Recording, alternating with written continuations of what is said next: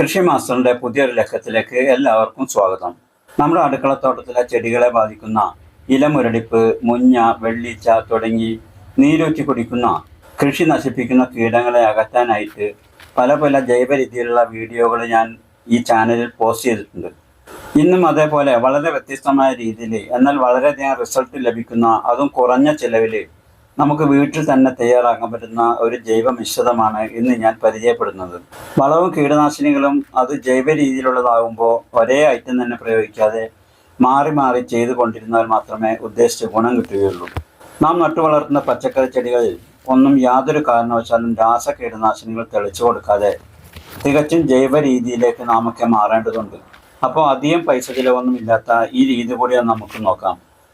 ഇത് തയ്യാറാക്കാനായിട്ട് നമുക്ക് വേണ്ടത് വീട്ടിൽ വേസ്റ്റായി പോകുന്ന കഞ്ഞിവെള്ളവും കുറച്ച് വേപ്പിൻ പിണ്ണാക്കുമാണ്. നിങ്ങൾക്കൊരു അടുക്കളത്തോട്ടം ഉണ്ടെങ്കിൽ 1/2 കിലോ വേപ്പിൻ പിണ്ണാക്കെങ്കിലും നിങ്ങൾ കരുതി വെക്കേണ്ടത് അത്യാവശ്യമാണ്.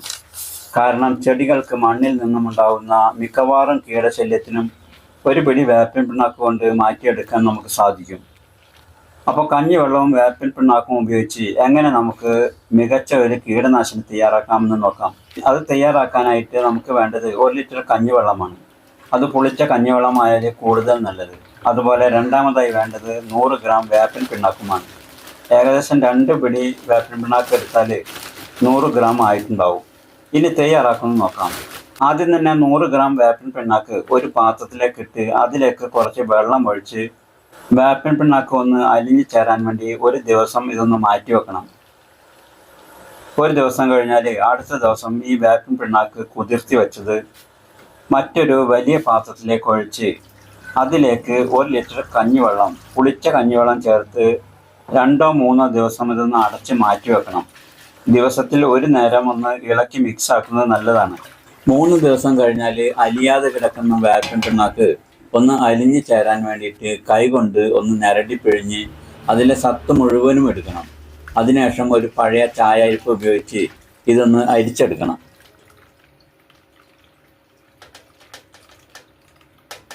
അരിച്ചെടുത്ത ലായനിയിലേക്ക് 5 ഇരട്ടി വെള്ളം ചേർത്ത് ഇതൊന്ന് നേർപ്പിച്ചെടുക്കണം നമുക്ക്. അതായത് 1 ലിറ്റർ കഞ്ഞിവെള്ളമാണ് ആദ്യം നമ്മൾ എടുത്തത്.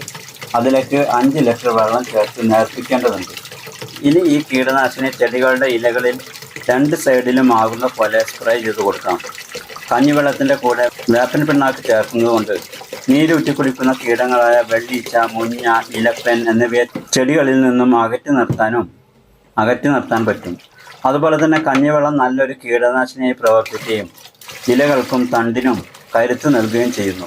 എല്ലാത്തിലും ഉപരിയായി തികച്ചും ജൈവ മിശ്രിതമായതുകൊണ്ട് മണ്ണിലെ ഉപകാരികളായ ബാക്ടീരിയകൾക്ക് ഒരിക്കലും ദോഷം ചെയ്യില്ല എന്നതും ഇതിൻ്റെ ഒരു പ്രത്യേകതയാണ്. ഇത് തയ്യാറാക്കി വെള്ളം ഒഴിച്ച് നേർപ്പിക്കാതെ ചെടികൾക്ക് ഒഴിച്ചു കൊടുത്താൽ ചെടികളുടെ വേരുകൾ അഴുകാൻ കാരണമാകും. അതിനാൽ 5 ഇരട്ടി വെള്ളം ചേർത്തതിന് ശേഷം മാത്രമേ ഇത് ചെടികൾ പ്രയോഗിക്കാവൂ. ഇതിലെ മറ്റു പ്രത്യേകതകൾ: കഞ്ഞിവെള്ളത്തിലെ അന്നജം ചെടികൾക്ക് വളരാനുള്ള കൂടുതൽ ഊർജം പ്രദാനം ചെയ്യുന്നു. അതുപോലെ തന്നെ വേപ്പിൻ പിണ്ണാക്ക് ചെടികളുടെ വേര് ചീയൽ, മണ്ണിൽ നിന്നുള്ള നിമവിരകൾ, മറ്റു മണ്ണിലെ ഉപദ്രവകാരികളായ കീടങ്ങളെയൊക്കെ നശിപ്പിക്കുകയും ചെയ്യും. ഇതൊന്നും കൂടാതെ ചെടികൾ നല്ല കരുത്തോടെയും നല്ല പച്ചപ്പോടെയും തഴച്ചു വളരാൻ ഇത് സഹായിക്കും.